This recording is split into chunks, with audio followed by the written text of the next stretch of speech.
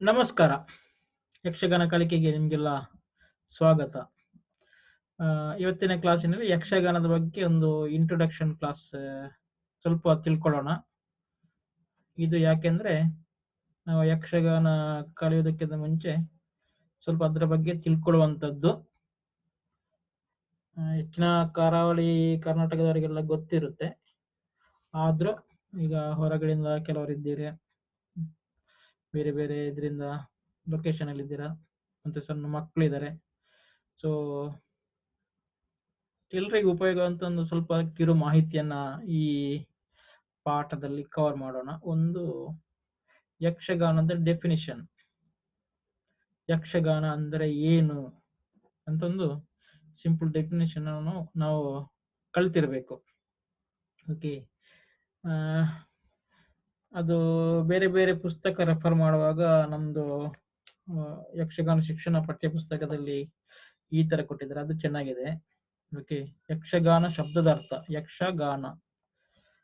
Okay, ಯಕ್ಷ ಎಂಬ ಶಬ್ದಕ್ಕೆ ಪೂಜಿಸು ಎಂಬ ಅರ್ಥ ಇದೆ. ಗಾನ ಎಂದರೆ ಹಾಡು, ಹಾಡಿನೊಂದಿಗೆ ಪೂಜಿಸುವ ಕಲೆ, ಹಾಡಿನೊಂದಿಗೆ ಪೂಜಿಸುವ ಕಲೆ ಯಕ್ಷಗಾನ. ಓಕೆ, ಹಿಂದಿನ ಕಾಲದಲ್ಲಿ ದೇವರ ಪೂಜೆಯ ವೇಳೆ ಹಾಡುಗಳನ್ನು ಹಾಡುತ್ತಿದ್ದರು. ಈ ಹಾಡುಗಳಲ್ಲಿ ದೇವರ ಮಹಿಮೆಯನ್ನು ತಿಳಿಸುವ ಕತೆ ಇರುತ್ತಿತ್ತು. ಹಾಡುಗಳ ಮೂಲ ಕಥೆಯನ್ನು ವರ್ಣಿಸಿ ಪೂಜಿಸುವ ವಿಧಾನ ಯಕ್ಷಗಾನವಾಗಿತ್ತು. ಓಕೆ, ಈಗ ಒಂದು ಸರಳ ಡೆಫಿನೇಷನ್ ಹೇಳಿದರೆ ಇದು ಎಲ್ಲರೂ ಕಲ್ತಿರ್ಬೇಕು. ವಿವಿಧ ರಾಗಗಳಿಂದ ಕೂಡಿದ ನಿರ್ದಿಷ್ಟ ಪ್ರಸಂಗ ಕೃತಿಯನ್ನು ಭಾಗವತಿಕೆ, ಮದ್ದಳೆ, ಚೆಂಡೆವಾದನ,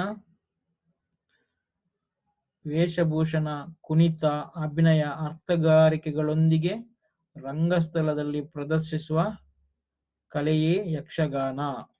ಇದರಲ್ಲಿ ಎಲ್ಲ ಕವರ್ ಮಾಡಿದ್ದಾರೆ. ಇದು ಜನರಿಕ್. ಓಕೆ, ಒಬ್ಬೊಬ್ಬರು ಒಂದೊಂಥರ ಡೆಫಿನೇಷನ್ ಕೊಡ್ತಾರೆ. ಎಲ್ಲವನ್ನು ಸೇರಿಸಿ ನಾವು ಒಂದು ಕಾಮನ್ ಡೆಫಿನೇಷನ್ ನಾವು ರೆಡಿ ಮಾಡಬೇಕು. ಅದರಲ್ಲಿ ಎಲ್ಲವೂ ನಾವು ಕವರ್ ಮಾಡಬೇಕು.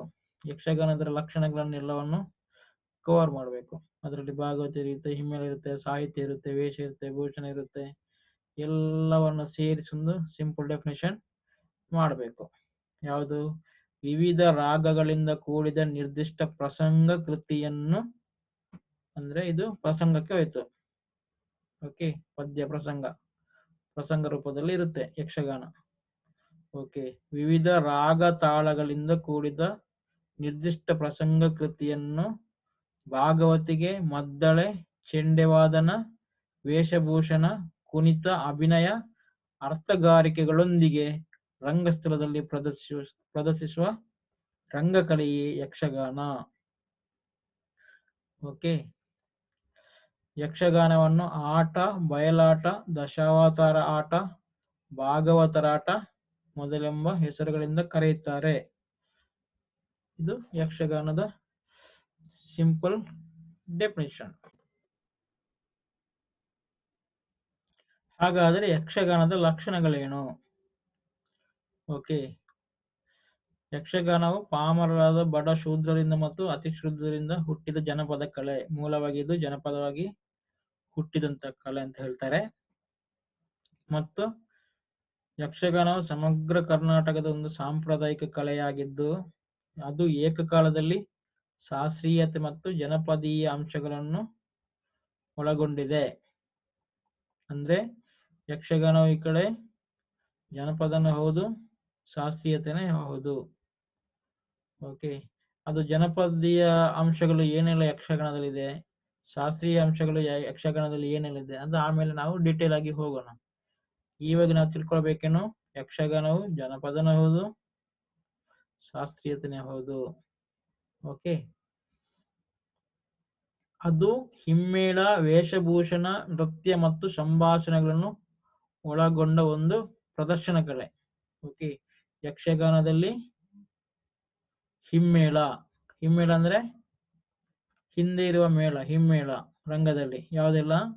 ಭಾಗವತರು, ಚೆಂಡೆ, ಮದ್ದಳೆ, ಮತ್ತೆ ಶ್ರುತಿಯವನು, ಆಮೇಲೆ ತಾಳ, ಚಕ್ರತಾಳ, ಬೇರೆ ಏನಿದೆ? ಇದೆಲ್ಲ ಹಿಮ್ಮೇಳದಲ್ಲಿರುವಂತ ಕಲಾವಿದರು. ಹಿಮ್ಮೇಳ. ಮುಮ್ಮೇಳದಲ್ಲಿ ಅರ್ಥಧಾರಿ ಅಂದ್ರೆ ಪಾತ್ರಧಾರಿ ಮತ್ತೆ ಈ ವೇಷಭೂಷಣ ಅದೆಲ್ಲ ಮುಮ್ಮೇಳದ ಇದಕ್ಕೆ ಬರ್ತದೆ. ನೃತ್ಯ ಅದೆಲ್ಲ ಮುಮ್ಮೇಳ ಪಾರ್ಟ್. ಓಕೆ, ಅದು ಹಿಮ್ಮೇಳ ವೇಷಭೂಷಣ ನೃತ್ಯ ಮತ್ತು ಸಂಭಾಷಣೆ ಒಳಗೊಂಡ ಪ್ರದರ್ಶನ ಕಲೆಯಾಗಿದೆ. ಅದು ಸಾಹಿತ್ಯವನ್ನು ಆಧರಿಸಿದ್ದು. ಯಕ್ಷಗಾನ ಸಾಹಿತ್ಯವನ್ನು ಪ್ರಸಂಗ ಎಂದು ಕರೆಯುತ್ತಾರೆ. ಯಾವ ಪ್ರಸಂಗ ಅಂತ ಕೇಳ್ತಾರೆ ಇವತ್ತು. ಯಾವ ಪ್ರಸಂಗ ಅಂದ್ರೆ ಸಾಹಿತ್ಯ ರೂಪದಲ್ಲಿ ಇರುವಂತದ್ದು. ಅದು ಯಕ್ಷಗಾನವು ಸಾಹಿತ್ಯ ರೂಪದಲ್ಲಿ ಇರುವಂತದ್ದು. ಹಾಗೆ ನೋಡಿದರೆ ಇವಾಗ ನಮ್ಮ ಕನ್ನಡದ ಛಂದಸ್ಸನ್ನು ಅಳವಡಿಸಿಕೊಂಡು ಬಂದಿರುವಂತ ಏಕೈಕ ಕಲೆ ಇದೆ ಇವಾಗ. ಯಕ್ಷಗಾನ ಸಾಹಿತ್ಯವನ್ನು ರಾಗ, ತಾಳ ಮತ್ತು ಛಂದಸ್ಸಿಗೆ ಅನುಗುಣವಾಗಿ ಬರ್ದಿರ್ತಾರೆ. ಆ ತರನೇ ಬರೀಬೇಕು. ಓಕೆ, ಯಕ್ಷಗಾನ ಸಾಹಿತ್ಯವನ್ನು ಏನಂತ ಕರೀತಾರೆ? ಪ್ರಸಂಗ ಅಂತ ಕರೀತಾರೆ. ಓಕೆ, ದೇವಿ ಮಾತ್ಮೆ ಪ್ರಸಂಗ. ಅಭಿಮನ್ಯು, ವೀರ ಅಭಿಮನ್ಯು ಅದು ಪ್ರಸಂಗ. ಕುರುಕ್ಷೇತ್ರ ಪ್ರಸಂಗ ಅಂತಾರೆ. ಅಂದ್ರೆ ಅದು ಪ್ರಸಂಗ ಸಾಹಿತ್ಯ. ಅದನ್ನೇ ಅವರು ಭಾಗವತರು ಹಾಡಿ ತೋರಿಸುವುದು, ವೇಷಧಾರಿಗಳು ಕುಣಿದು ಅರ್ಥಗಾರಿಕೆ ಹೇಳುವಂತದ್ದು.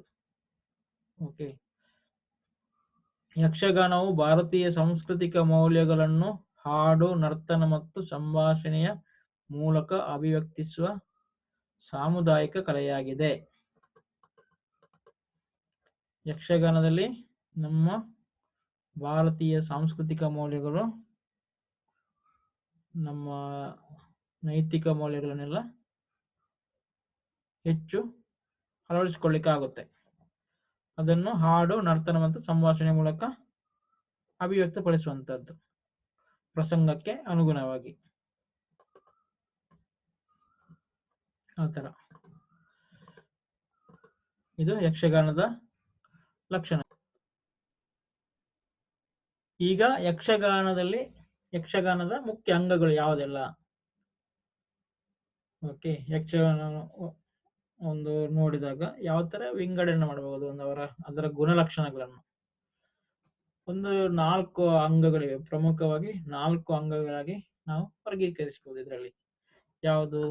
ಸಾಹಿತ್ಯ ಅಂದ್ರೆ ಪ್ರಸಂಗ, ಆಮೇಲೆ ನಾದ ಮತ್ತು ನೃತ್ಯ, ಆಮೇಲೆ ವೇಷಭೂಷಣ ಮುಖವರ್ಣಿಕೆ, ಆಮೇಲೆ ಅರ್ಥಗಾರಿಕೆ. ಇದು ಮುಖ್ಯವಾಗಿ ಯಕ್ಷಗಾನದ 4 ಅಂಗಗಳು. ಓಕೆ, ಯಾವುದೆಲ್ಲ? ಸಾಹಿತ್ಯ, ನಾದ ಮತ್ತು ನೃತ್ಯ, ಮುಖವರ್ಣಿಕೆ, ವೇಷಗಾರಿಕೆ, ಆಮೇಲೆ ಅರ್ಥಗಾರಿಕೆ. ಓಕೆ, ಸಾಹಿತ್ಯ ಅಂದ್ರೆ ಏನು? ಆವಾಗ ಹೇಳಿದಾಗೆ ಯಕ್ಷಗಾನದ ಸಾಹಿತ್ಯವನ್ನು ಪ್ರಸಂಗ ಎಂದು ಕರೆಯುತ್ತಾರೆ. ಅದು ಪದ್ಯ ರೂಪದಲ್ಲಿರುವಂತ ಕಥಾವಸ್ತು.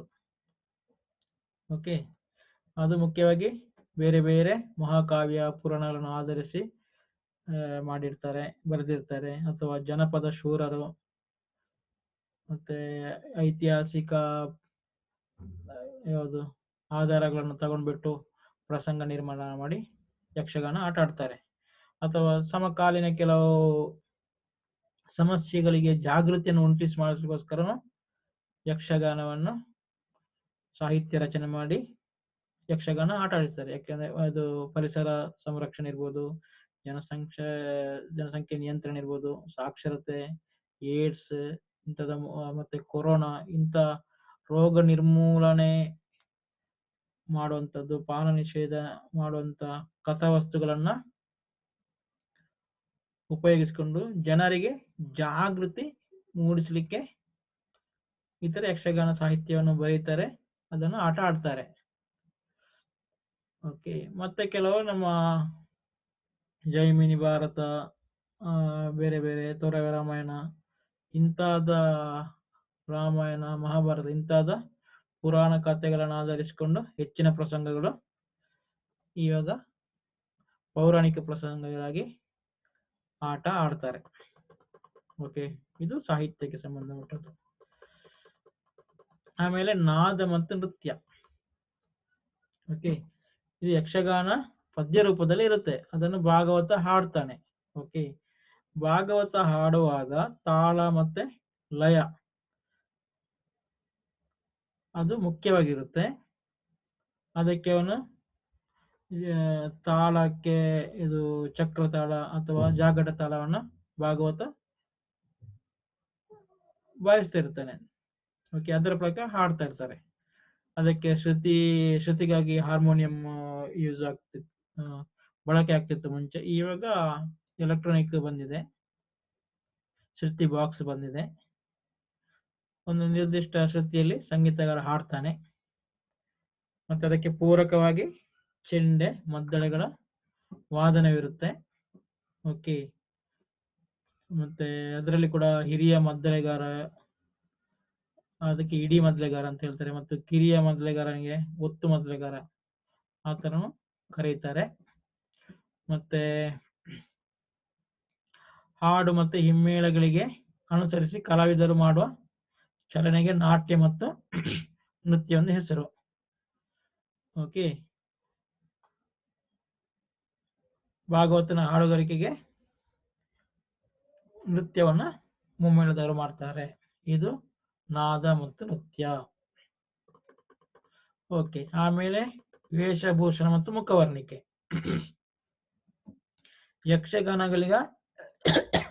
ಯಕ್ಷಗಾನದ ಪಾತ್ರಗಳಿಗೆ ನಿರ್ದಿಷ್ಟವಾದ ವೇಷಭೂಷಣ ಮತ್ತು ಮುಖವರ್ಣಿಕೆಗಳಿವೆ.